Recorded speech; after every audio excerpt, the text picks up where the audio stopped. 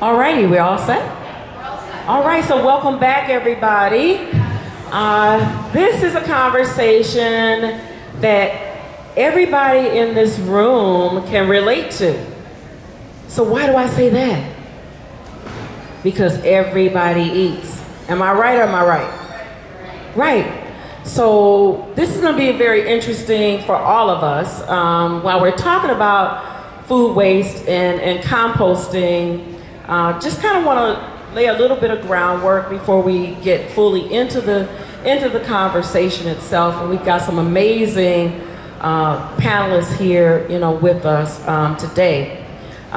When we say food waste, what the heck are we talking about? Because oftentimes we use terms and they get all lovely and intermingled. I'm going to reference some terms from the EPA with some definitions that I think really help us just kind of ground the conversation. You'll hear people talk about food waste in a couple different ways. They'll talk about wasted food. So what's the difference between food waste and wasted food? So wasted food, is food that it was not necessarily, it wasn't used as it was intended, and calling it wasted food as opposed to food waste attributes some value to the food. So it isn't that it doesn't have value, because the word waste tends to imply no value at times. So waste, sometimes you'll hear people talk about it as wasted food, food that was intended to be eaten by humans, but we didn't eat it. It didn't get to its intended purpose. You'll also hear food waste, and I thought this was interesting that the EPA used this kind of definitions, was they said that food that no longer had any value and it needed to be managed as waste. So it's not waste unless you waste it, right? It's not waste unless you waste it. You'll also hear people talk about excess or surplus food. Foods that ended up being, hey, we had more than enough, and we donated it. And that food often gets lumped into this phraseology of food waste, when in fact it's excess, it's surplus. We need to move it, to people who can eat. When we talk about these things in terms of food that's really intended for our consumption, when we talk about it being managed, that's where you see the second part of our conversation when it gets into composting. But there's multiple ways in which wasted food or food waste or excess food is managed. In some cases, it's donated to feed people, which is certainly a preferred thing to happen. You didn't eat it, can your neighbor eat it? Can your friends eat it? Can somebody eat it, right? Can we take it and upcycle it into the next meal? There's some folks doing that amazing kind of work like that. Can we feed the animals? There are some animals that can eat some of that food that's on our plates. And then we start to move past us as people and the animals, and we move more into other kinds of processes that we do with the food that we don't eat. So you'll see the composting, anaerobic digestion, we'll see some in landfills, and we'll also see some in incinerators. So something happens when we don't eat the food. The topic that we're going to spend the majority of our time on today, as we see here, is composting. How does this happen? Where does this food come from? Oftentimes it's food that didn't get sold in the store. Okay. It didn't get sold in the stores. You ever wonder about that? What happened to all the stuff in the produce department that we didn't buy? It didn't get sold. What happened to that? The food that was left on our plate, we put more on there than, you ever heard the term eyes bigger than your belly? Yeah. Extra food on your plate. Food that's spoiled, you intended to eat it, it was been there for a little while, We prepared the food, we didn't eat it. We're trimming food in our kitchens. Some of it's not edible anyway, and some of it is. The peels, the rinds, the byproducts that happen when we're making food, like producing foods. So a lot of places for food waste to happen. We don't always think about all those places. I kind of want to put that in the room for all of us to consider. We're going to talk about composting And that's always fun because people go, well, what exactly is that? How does that happen?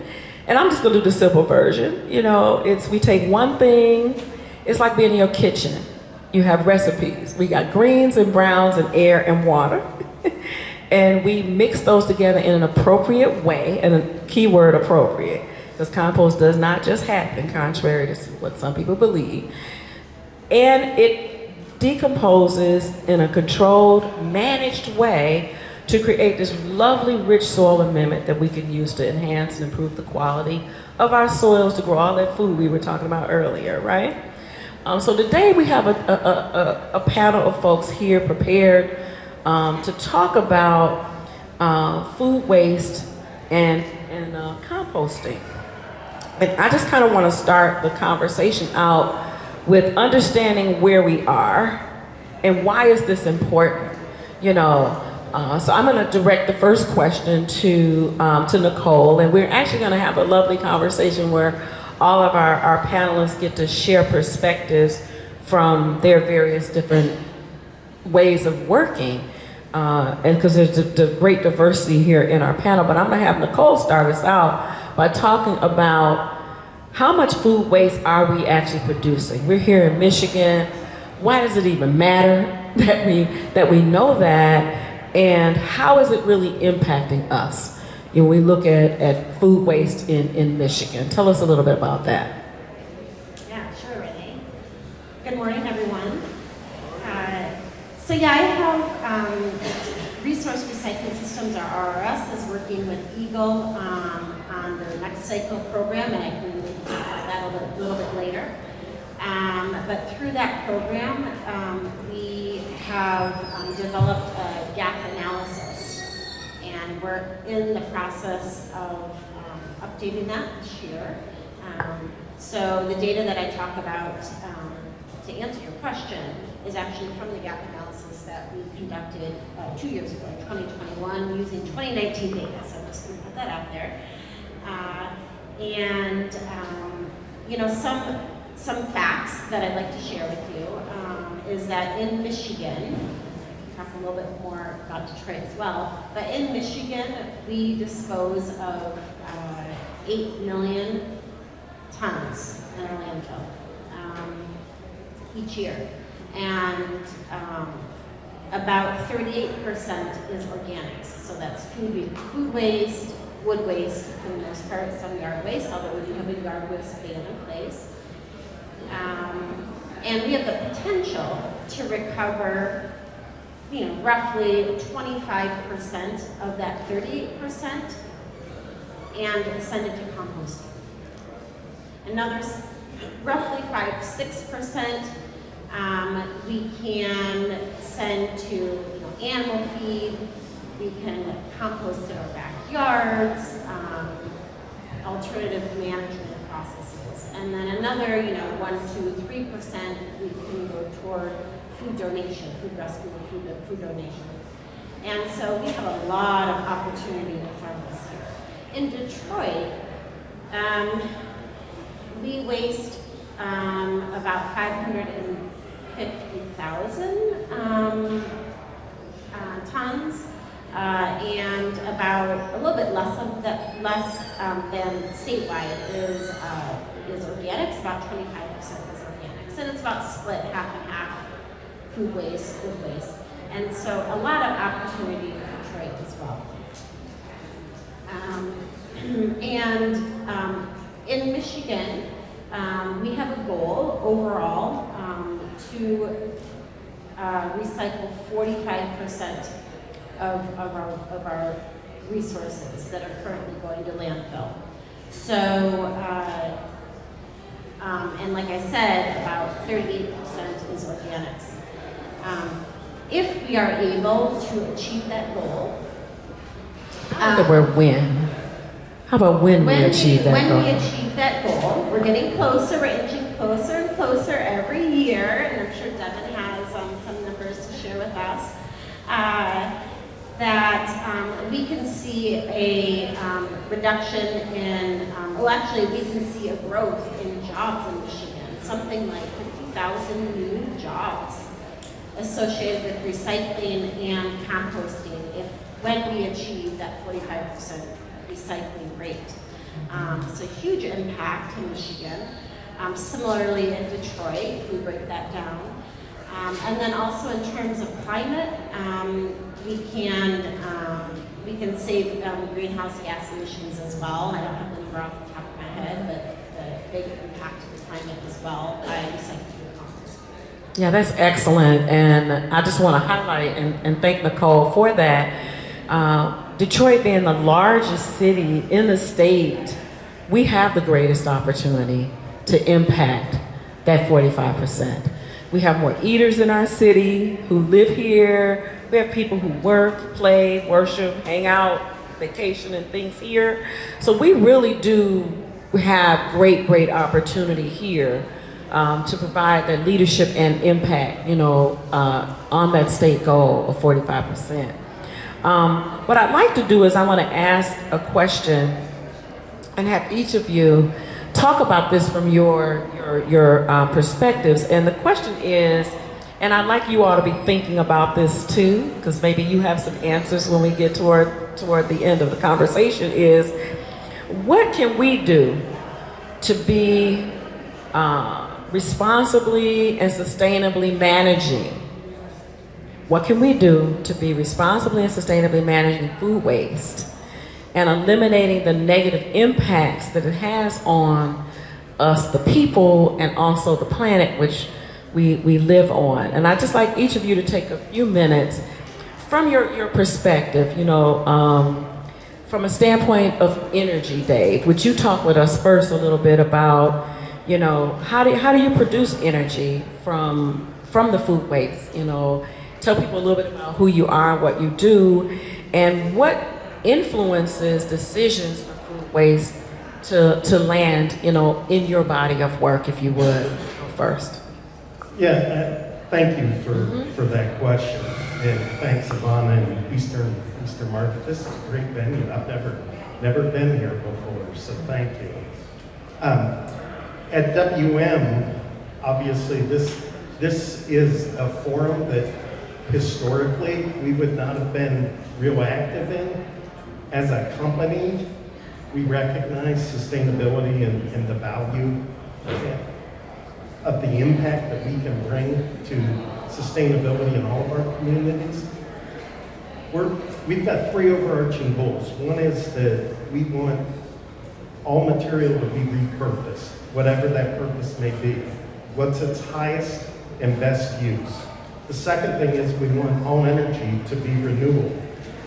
And the third is that we want to ensure that our communities are thriving. And this forum actually brings all of that together.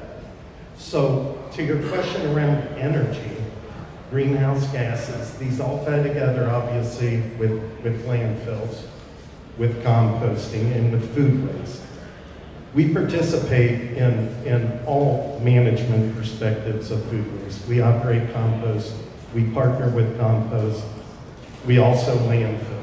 And it's going to take a combination of all of those in coordination to get us there, right? We can't flip a switch.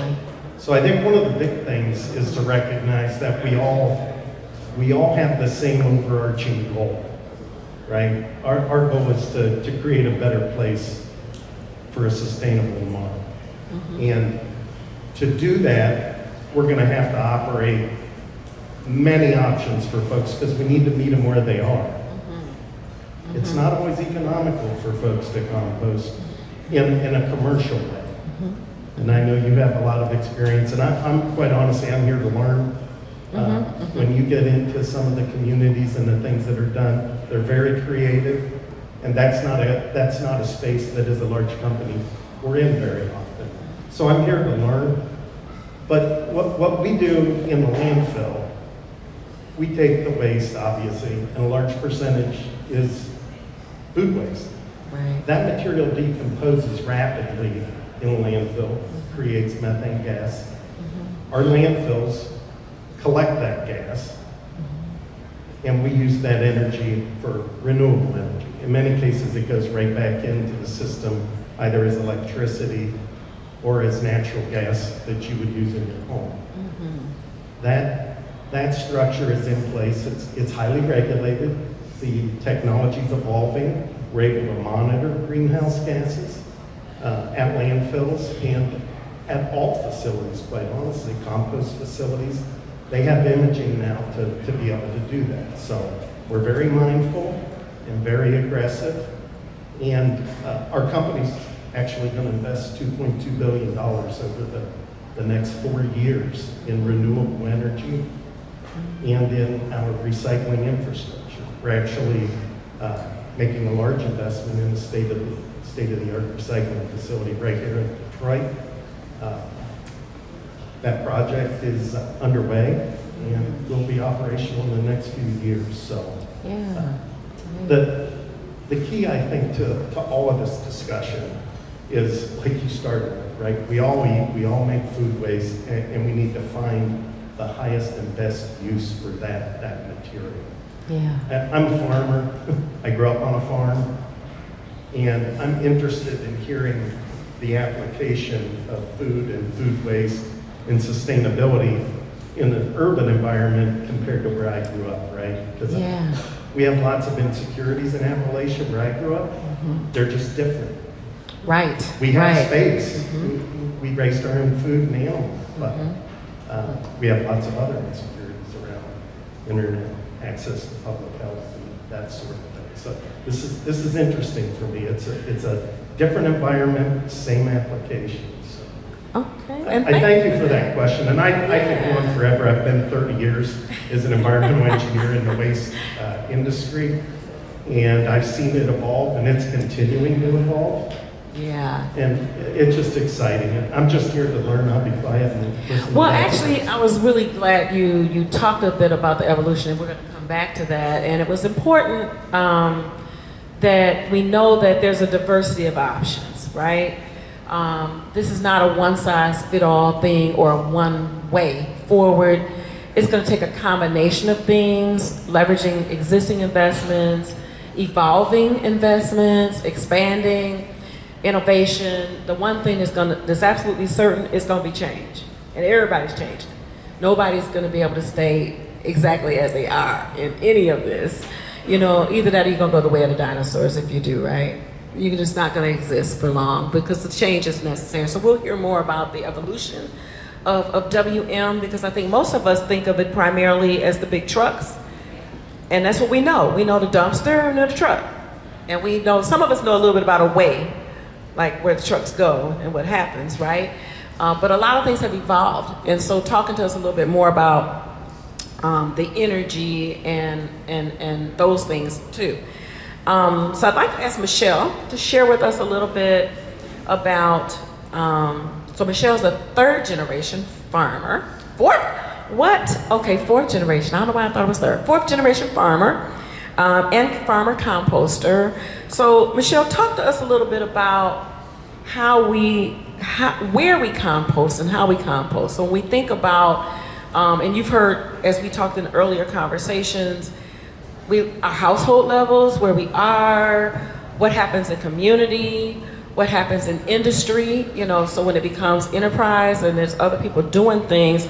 So tell us a little bit first about where we compost and how we do that in these different places, and how we even use compost. So why is it even important that we are developing compost as opposed to allowing the materials to just decay, you know, in a landfill, or just even out in our yards and not doing something with that? Thanks. Thank you. And even though I am a fourth generation farmer, I have to say, like Dave, I'm always learning. I'm here to learn. I've been composting longer than I can remember, just didn't know that they called it composting. And really just being thankful for my family and knowing what to do and how to grow our own food has really been a blessing for me. But also having some time in the country and being in the city, places are somewhat quite different, and zoning regulations are different also. So Sustainable Community Farms has some land that we bought from the land bank, and we're on the east side of Detroit. And so a number of urban farmers have actually been able to purchase some land at a slow rate, because it is a slow process. And now they're trying to compost on their sites. But in order to compost on your site, you have to be an urban farm. So you have to be listed as an urban farm in order to collect organics to compost on your site. You're not supposed to sell it to anybody or share it, but you are able to use it for your own growing.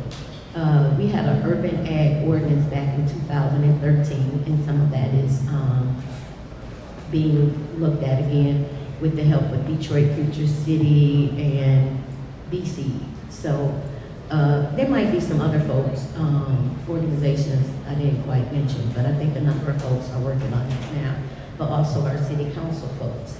So looking at areas, folks are composting in their backyard, folks are composting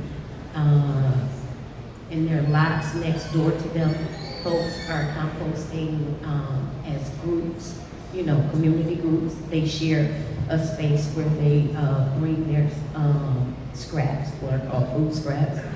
And some folks are just looking for places to start composting. So a number of urban farmers are really trying to push the compost needle. And not only are the urban farmers, but other folks that would like to get into the market. As Nicole said, it brings jobs. So if we can look at Detroit, with Renee saying we're the biggest city, we have 7 districts.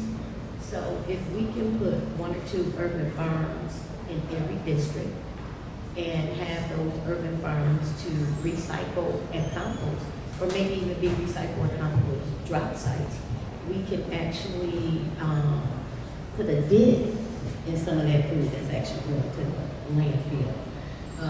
Somebody mentioned earlier about a golf course. We're over by a golf course, and those chemicals really are harsh. We know when they water their grass and it goes into the groundwater. But one of the things compost can do is offset some of those chemicals. So if we had compost sites close to the golf courses, then they can stop using those chemicals and put compost on the grass. And, you know, the turf, and sorry, I guess Michigan State does a lot with the turf. So, you know, when you think about adding new things and developing and evolving, it's a shift, but it's a give and take. It's like negotiation. So, you know, you gain something, but you might lose something. So, you know, a lot of times people don't want to lose. Well, if you want to gain something, sometimes you have to lose a little bit. Or if you are losing something, you have to see where you can get the gain from. So one of the things in the city of Detroit, most urban farmers don't like to use meat bones in their backyards, in the fields, in the residential areas, which is something that we need to watch. However, those digesters can take meat bones in theory. So, you know, it's really hard because folks want the food waste for our compost, but then you have folks like Dave who wants that food waste for energy and renewables. So, yeah, just different places, different spaces. Exactly, and being able to know that we have alternatives, because certain things are going to be really great for composting. Some of the stuff needs to be turned to energy because it may not make the best input. Like your recipes in your kitchen, right? If you put certain ingredients in there, you really get good stuff. And in some cases, if you put some other less desirable ingredients, you get different stuff, but it might still be appropriate for producing energy. So I just kind of want to open us up in our thinking about that, because oftentimes, you know, we get into either or mindsets when really we have opportunity for both and opportunities here, you know, in what we're looking at. And I'm going to come back in a little bit and talk about some of the uses of compost. But I want to bring Devin into the conversation as well. She works for Eagle, and Devin has a unique perspective in her position as we talk about how does food waste really contribute to pollution, and how do we work toward preventing pollution that comes from, food waste. You have a unique position in being able to work in that space, and I was sharing with her that we hardly ever hear about that. We hear about the impact of methane and its impact on the environment, but nobody really frames it from a context of pollution, if you would. So just talk to us a little bit about that. We're gonna all learn some new stuff today. Yeah, thank you. So I'm with the Michigan Department of Environment, Great Lakes, and Energy. So I'm at the state level, actually. So I do have a very kind of broad perspective on this. One of the things I'll say is we've been doing pollution prevention at the state since the 80s. It's just not as sexy as a term anymore.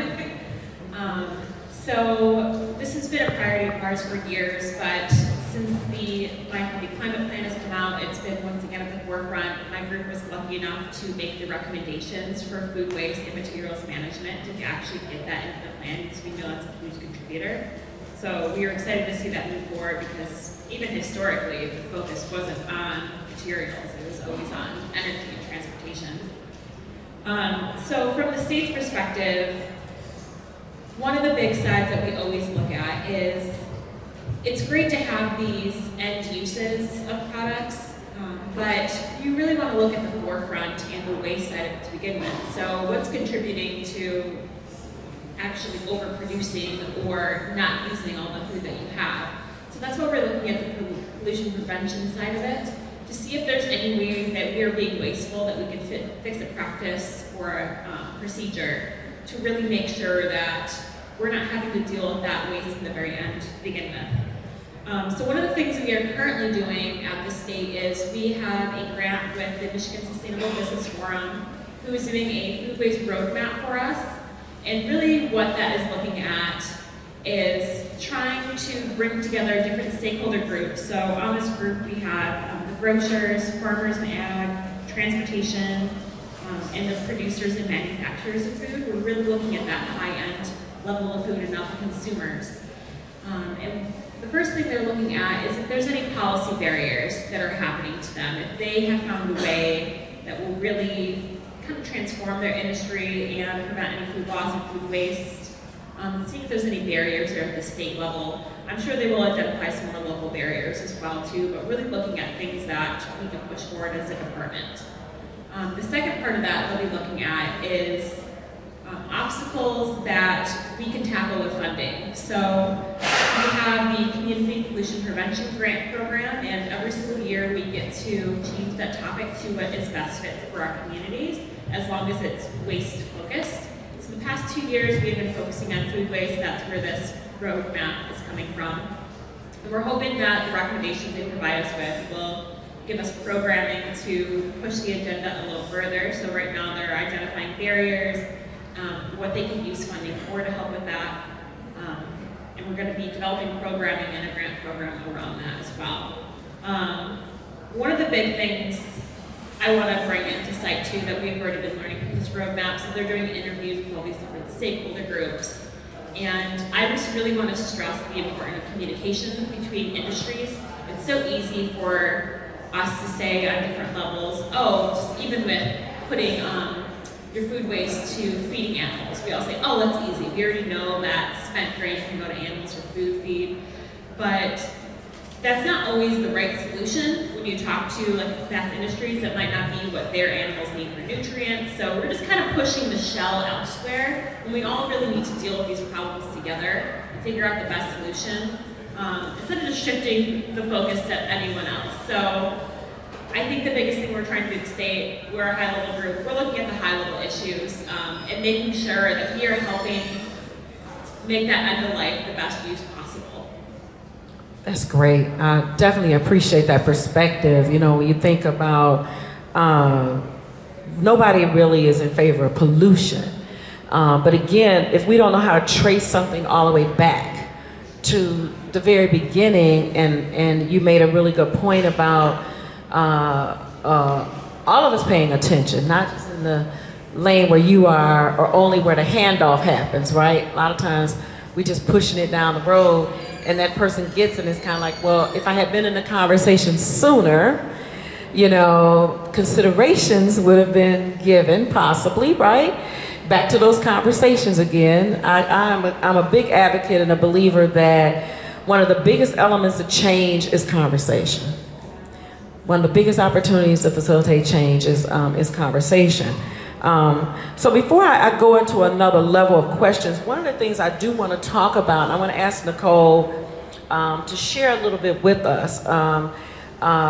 Maybe many of you know this already, and it may be new to you, and certainly some of the details will be new, is that the state has been a move away from disposal, we just drop it in the black container, to moving us toward sustainable material management.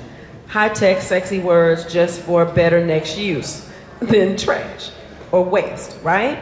So as we move toward sustainable materials management, away from, because it was a big deal early on that we had a very good disposal system. We can't take that for granted. Michelle and I recently, we were on a project where we were able to partner with folks from the Philippines. And we live here, and we take a lot of things for granted. We just think, oh yeah, it goes in the can, the truck comes and gets it, it goes away. But not everybody's systems are that developed, and it has impact. So for years, there was a lot of investment in what we needed, which was disposal.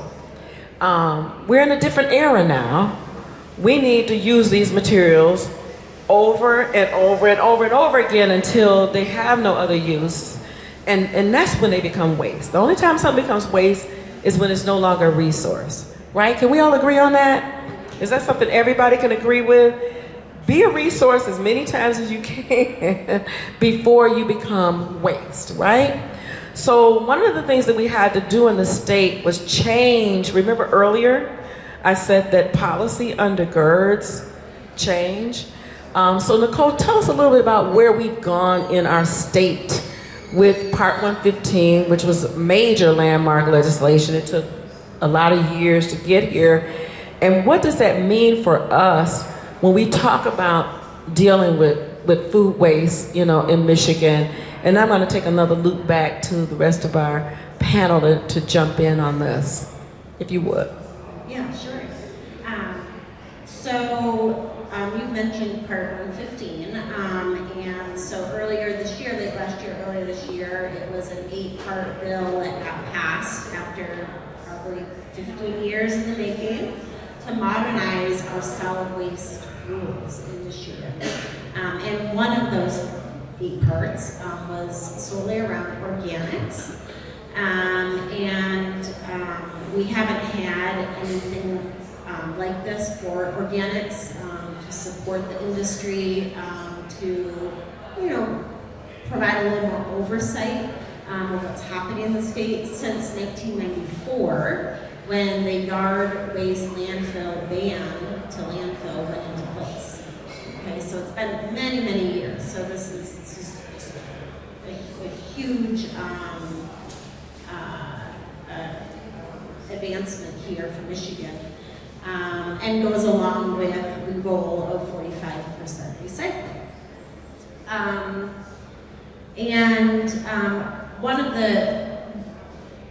One of the movements that happened with the Part 115 passing was that it's going to require, actually provide a little bit more regulation and oversight over the larger composting facilities. So we don't have bad actors, we don't have bad players, and make sure sites are managed well.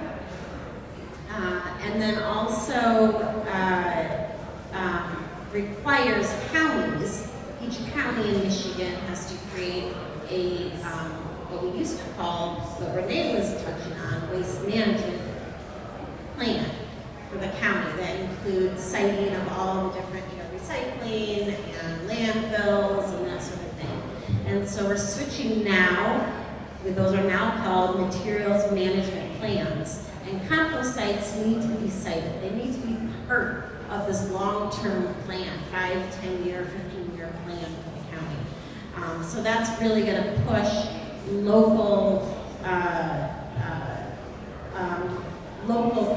communities to plan ahead for composting, you know, on a larger scale, but then also take into account that Michelle was mentioning earlier, you know, it really takes large and small, you know, it takes community composting, backyard composting, urban farmers, as well as what we call centralized composters, to work together to create a solution that lasts long into the future. One other thing I'll touch on, I guess, would be, I mentioned earlier, Next Cycle, Michigan. Next Cycle is an EAGLE program that we facilitate with EAGLE, and it's a business incubator program. And there's actually some of our vendors here in the room today where have been a part of it, our last couple cohorts, which is really exciting to see them active in Detroit.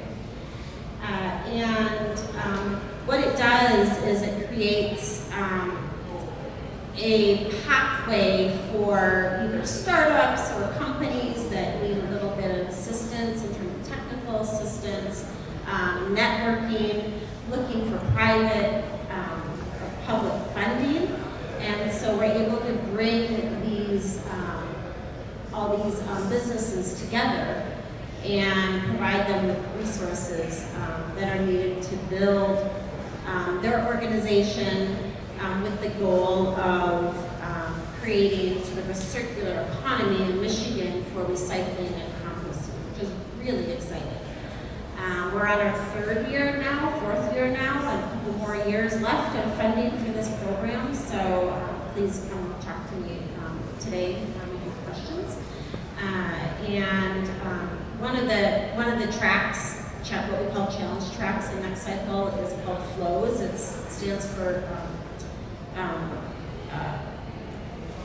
food waste, liquid, organic waste systems, FLOWS. And so that's the one that we usually bring in some of our composters and food rescue recovery organizations and help them along the way. So again, all toward Part 115 changes, which is a policy change, and the Next Cycle in Michigan, which is an administrative program funded by EAGLE and funding partners, national funding partners that contribute, are all basically leading to, toward our goal of 45% recycling, again, which includes composting. So we're making headway. It's really exciting. Yeah, and thanks for that, Nicole. So that legislation, as Nicole said, was landmark, and we know we have to follow it, local policy, as well, and policy affects how we do everything, right?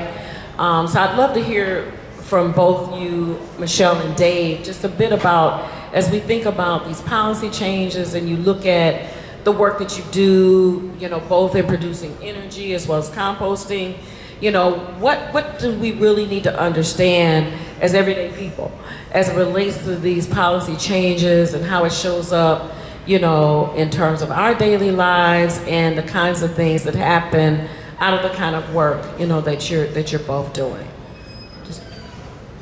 So I think when you look at Detroit, so like she was saying, Part 15, it's been a number of folks in the city of Detroit working towards that, getting information. Renee was heavily involved in bringing information from the states back down to the city locally, and helping us understand some of that. But as it relates to the city of Detroit, we need to make sure that, and some urban farmers will probably be upset, but we need to make sure that our compost is done right. Yeah. Would you say that again? That's the thing. And that comes from? No. So remember that, y'all. Compost Done right. Yeah. And Michelle, I deeply appreciate you saying that, because when we talk about food waste and composting, A lot of times people don't want to talk about stuff because they all we think about is the yuck factor, right? Is that right? Do y'all think about the yuck factor? Tell the truth, everybody, right? And so practice makes a difference. How we do what we do. If you do it wrong in your backyard, it's going to be wrong when it gets to the larger scale places like what Dave was talking about. If they do the same stuff wrong, they put the wrong ingredients, they don't mix it, they don't manage it, they don't give it enough air.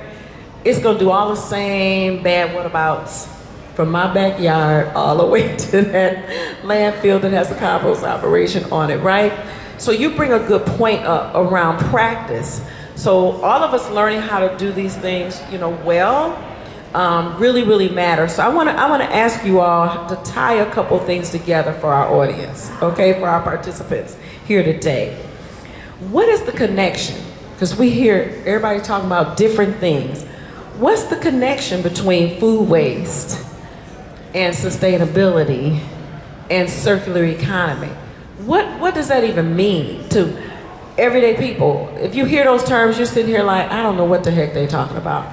Help us to understand how those concepts actually work together and why do they matter? Why should we even be paying attention to that? Why should we even care?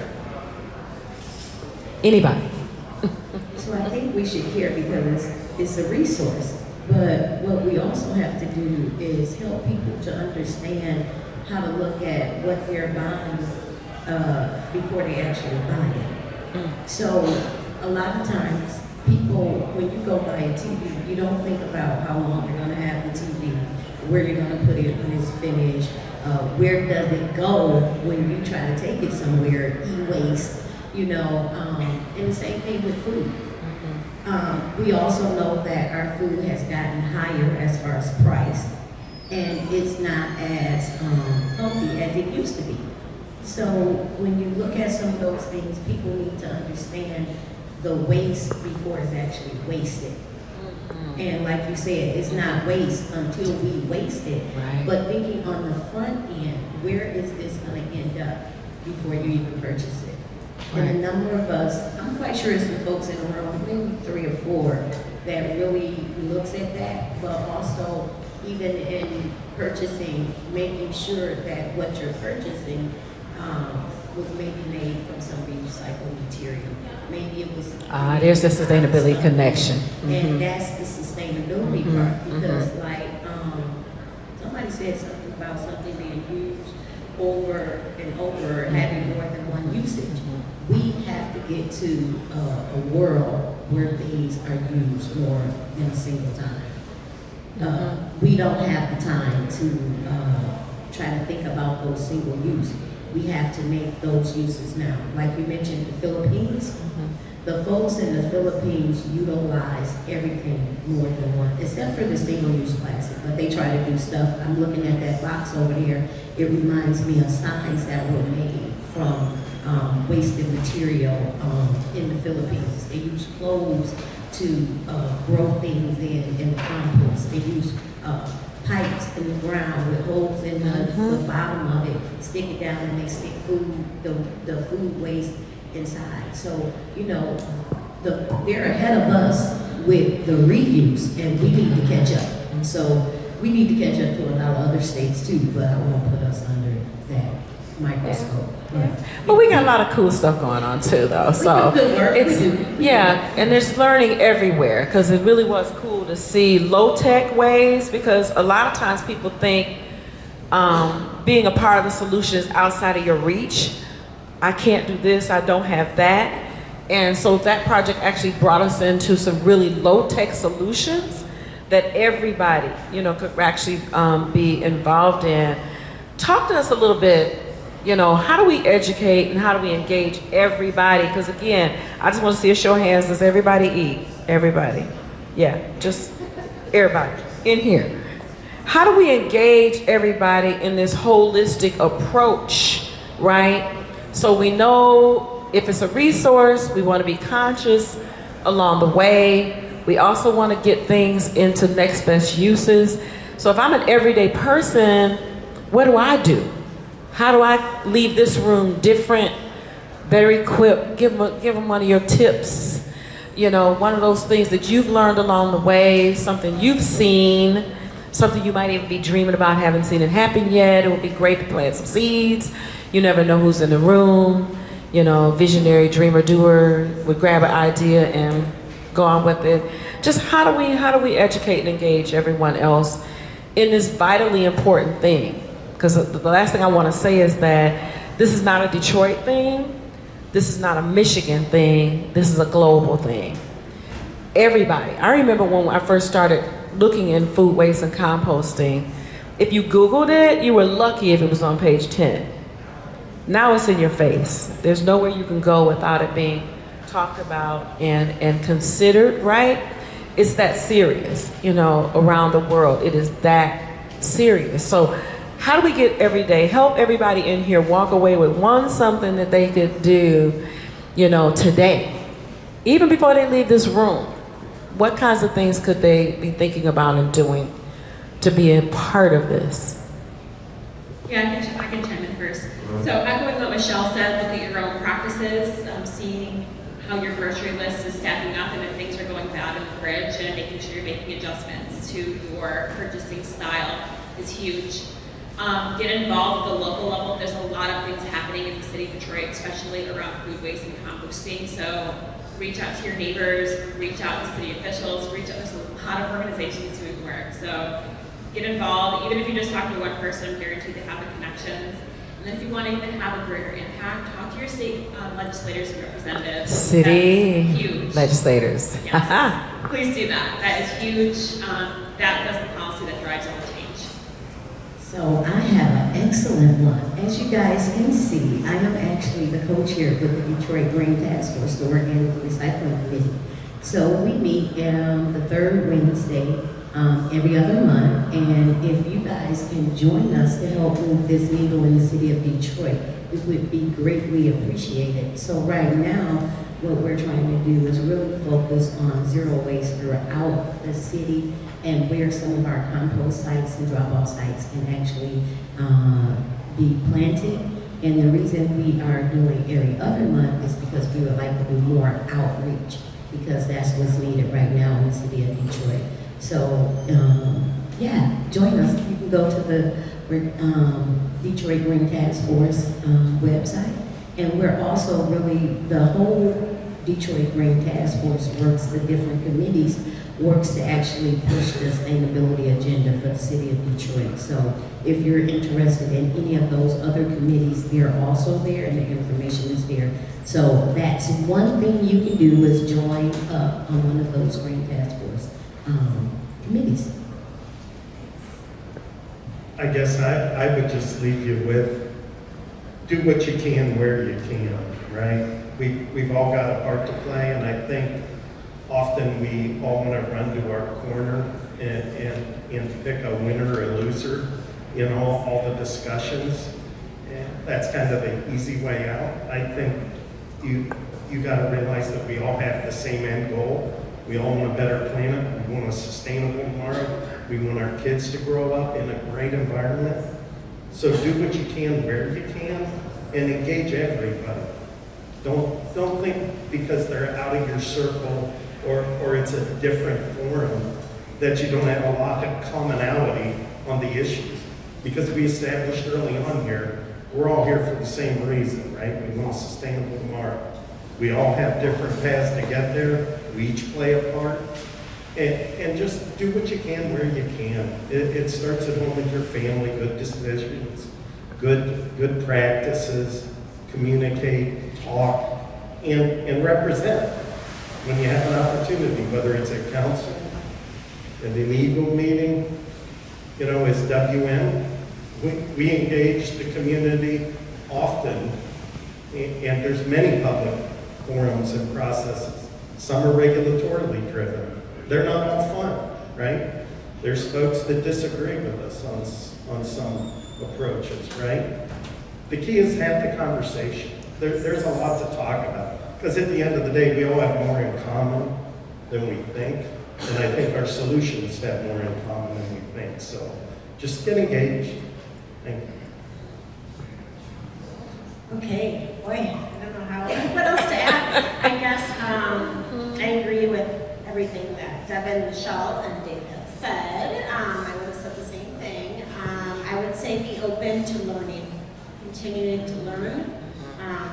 So it's that, communication and listening, but learning and be open to some new techniques and some, learn from your community, learn from your kids.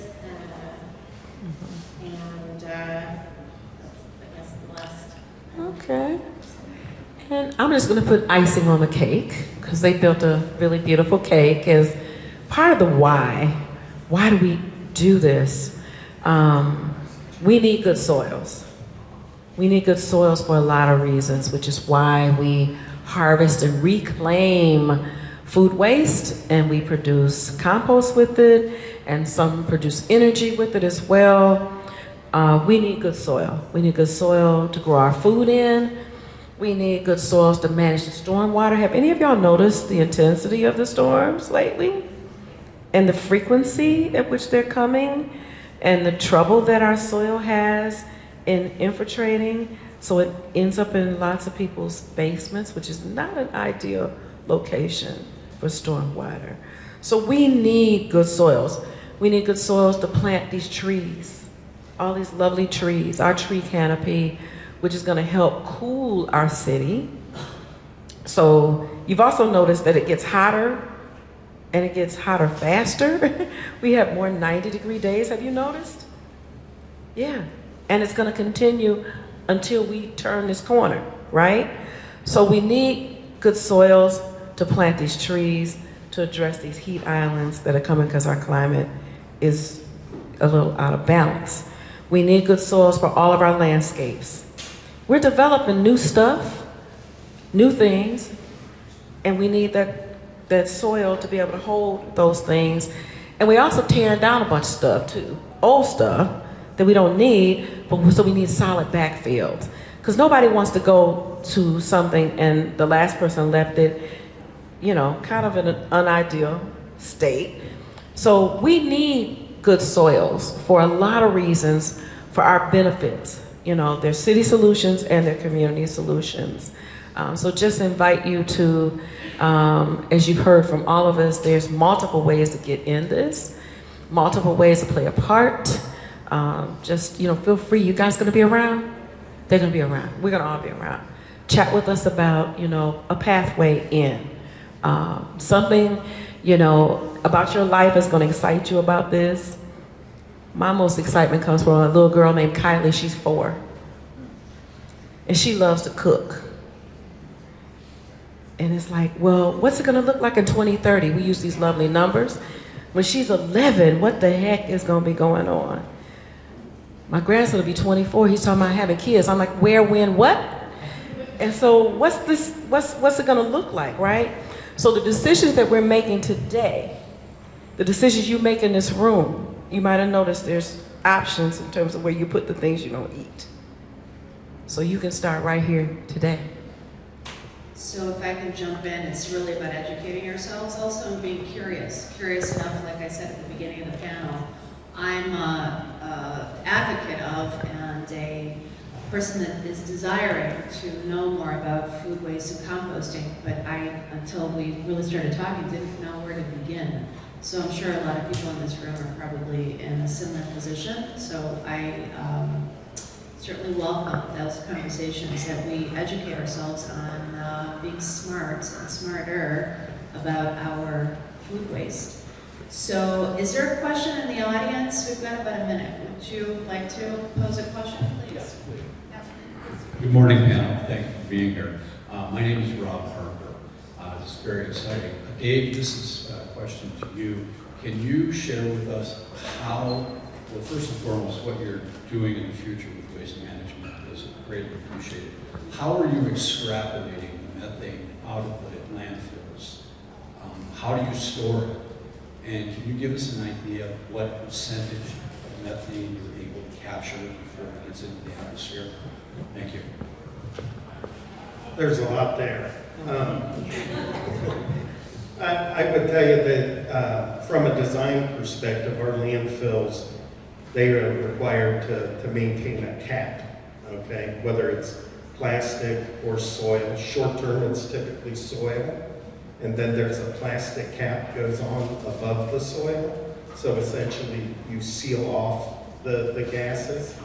And then you install what we call gas wells that are vertical pipes drilled into the waste. We then apply a vacuum to those pipes. Picture it like a straw, essentially extracting the gas out of the landfill. The landfill pipes are then connected to the compressor where they apply the vacuum. The gas is then treated because it's around 50 to 55% methane.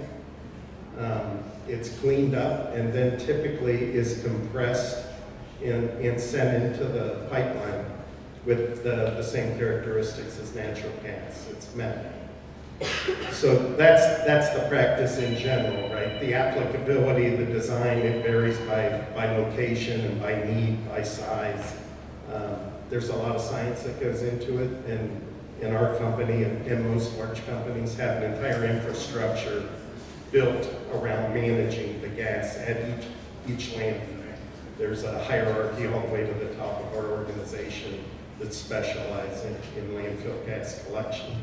And as far as what percentage is collected, I can't give you a number. It's a couple of things, right? It's highly regulated. Greenhouse gas emissions are clearly a high priority, not only for waste management, but for the regulatory agencies and for the folks looking to improve climate change. So that varies by location and by the efficiency of the system, quite honestly. And some of the older, smaller landfills, it's probably a relatively low percentage compared to the new state-of-the-art landfills that we're operating today. So that can vary from very little to very high percentages upon closure. So through the life of the landfill, that is the evolution. You're constantly battling to improve your efficiency in collecting that gas because you're required to monitor what you're not collecting and report that, right? And WM has established some aggressive reduction targets, 42% overall reduction in greenhouse gas emissions in the coming decade. So we've published that, we're monitoring that, and we'll be publishing the results. So you'll see a consolidated response. And you thought we were only just throwing away garbage. It's a complicated process that all 5 of you are dealing with and working with and recycling, composting. So thank you, and we can give them a big round of applause because this was